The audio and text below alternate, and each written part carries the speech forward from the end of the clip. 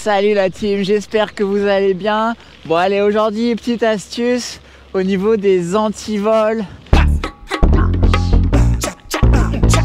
de vélo quand on va faire un ultra. Bon, moi je suis à Lille là, on a un beau petit coucher de soleil, c'est assez agréable. L'antivol c'est quelque chose de assez important parce qu'en fait en ultra ça serait quand même assez dramatique de se faire voler son vélo. Moi par expérience perso je me suis aperçu que en ultra je prenais des risques assez inconsidérés par rapport à la vie de tous les jours. J'ai notamment en mémoire des petits passages dans les commerces pendant la Race Cross France où en fait j'attachais pas mon vélo et avec la fatigue ou plutôt avec le fait que j'étais quand même obligé d'aller acheter à manger, je prenais des risques assez inconsidérés, je me rendais pas forcément compte de la dangerosité, enfin du risque que je prenais, et ça aurait été quand même très dommage que je me fasse voler mon vélo. Après il y a l'option d'avoir des antivols qui sont assez lourds, qui prennent beaucoup de poids, qui sont très safe, mais vu que chaque gramme compte en ultra, bah, c'est pas forcément ce que je vais vous conseiller parce que j'ai deux modèles que je vais vous présenter qui sont dans mes sacoches. Attendez, où là, faut que je monte. Petit lopin de terre là. Hop. Hop là, c'est bon. Après, il y a plusieurs stratégies en ultra qu'on peut appliquer pour sécuriser un minimum son vélo, même sans antivol. Alors, il y a un truc qu'il faut absolument pas faire. J'ai vu ça en vidéo il y a quelques jours, mais vraiment, je comprends même pas comment on peut conseiller de faire ça. Mais en gros, le conseil dans la vidéo, c'était qu'il fallait desserrer l'axe de sa roue avant.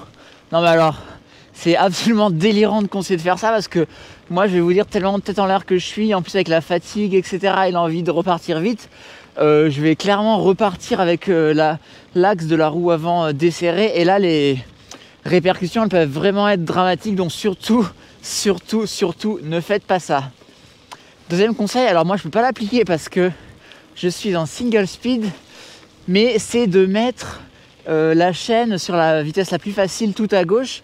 Ce qui fait que si quelqu'un veut partir avec votre vélo sur le vélo, ben en fait il va pas pouvoir prendre de vitesse, il va complètement mouliner dans la semoule. Donc ça c'est plutôt bien. Après j'ai jamais vu de situation où ça a servi, où quelqu'un part sur le vélo et se met à mouliner dans le vent et n'arrive pas à voler le vélo. Mais c'est une solution aussi. Alors il y a une autre solution que moi je trouve plutôt intéressante, c'est d'attacher le casque à la roue avant par exemple, ce qui fait qu'on va pas pouvoir partir et ça va quand même faire perdre des précieuses secondes et ça va permettre de sécuriser le vélo à moindre coût. On peut attacher la roue avant, mais on peut aussi attacher le vélo à une chaise dans le bar par exemple, et si quelqu'un veut partir en courant avec le vélo, ça va faire un boucan d'enfer. Donc ça c'est quelques astuces qui permettent de sécuriser le vélo pour vraiment des périodes très très courtes, type à la boulangerie ou au café. Mais là je vais m'arrêter, tiens, on est au port de Lille. Anecdote, quand je suis arrivé à Lille, je comprenais pas pourquoi il y avait un arrêt de métro qui s'appelait Port de Lille. Allez, on va s'arrêter là, on est au calme. Allez, je vais vous montrer deux antivols, mini antivols que j'ai pu tester. Ils sont dans ma sacoche juste là. Ça c'est des mini antivols. Alors il faut être clair, ça, avec une pince coupante d'assez bonne qualité, je pense qu'on les coupe en assez peu de temps malgré tout. Si c'est pour faire un stop à Carrefour ou quoi, pour quelques minutes, ça peut marcher. Le premier antivol que je vous montre, c'est le Hiplock. En fait c'est un antivol que j'ai acheté il y a pas mal d'années, mais que j'ai laissé dans mon sac, que j'ai plus utilisé pour la simple et bonne raison que j'avais l'impression qu'il marchait pas. Et en fait je l'ai ressorti pour la vidéo, je me suis dit mais en fait non, ça a l'air quand même de fonctionner, mais j'avais absolument pas confiance parce qu'en fait c'est un petit bout de plastique avec un peu de métal à l'intérieur comme ça. Et voilà, je vais essayer de mettre la caméra là pour qu'on me voit bien. Hop. En fait j'avais l'impression qu'il marchait pas parce que là il est mis sans la clé et en fait ça ressort tout seul. Mais en ressentant aujourd'hui pour la vidéo, j'ai l'impression qu'avec la clé ça fonctionnait. Ah non, mais c'est comme ça. Non, je sais pas. Ouais, bon en fait là il y a une clé. qui enlève la clé. Moi, je comprends pas trop comment ça marche. J'ai l'impression que ça ressort. Dites-moi en commentaire si vous savez comment ça fonctionne. C'est bizarre parce que chez moi tout à l'heure, ça marchait. Ouais, bah en fait, c'est un truc que j'ai acheté mais que j'ai vite abandonné parce que avec ou sans clé, ça avait pas l'air de marcher parce que ça ressort tout seul. Donc j'ai l'impression que ça marchait pas. Voilà, donc ça c'est Hiplock. Je vais vous expliquer pourquoi je ne l'utilisais plus. Parce que ça avait l'air de pas marcher. C'est bizarre parce que tout à l'heure chez moi ça marchait. Bref, ça j'ai abandonné. Et puis d'autant plus que c'est quand même assez petit, c'est-à-dire que vous pouvez à peine mettre votre vélo sur un poteau en ville ou quoi. Donc là j'étais pas hyper fan, mais à la place celui que j'ai trouvé et que je trouve qui marche hyper bien, c'est le Abus Combiflex. Et en fait ça c'est vraiment pratique parce que vous avez un code là. Vous avez un petit fil de fer qui se déroule, vous cliquez, et là par contre, quand vous changez le code, ça se défait pas du tout. Donc ça, l'avantage c'est qu'il est quand même assez long, vous pouvez mettre 2 vélos l'un avec l'autre, et un poteau, ça marche quand même très bien.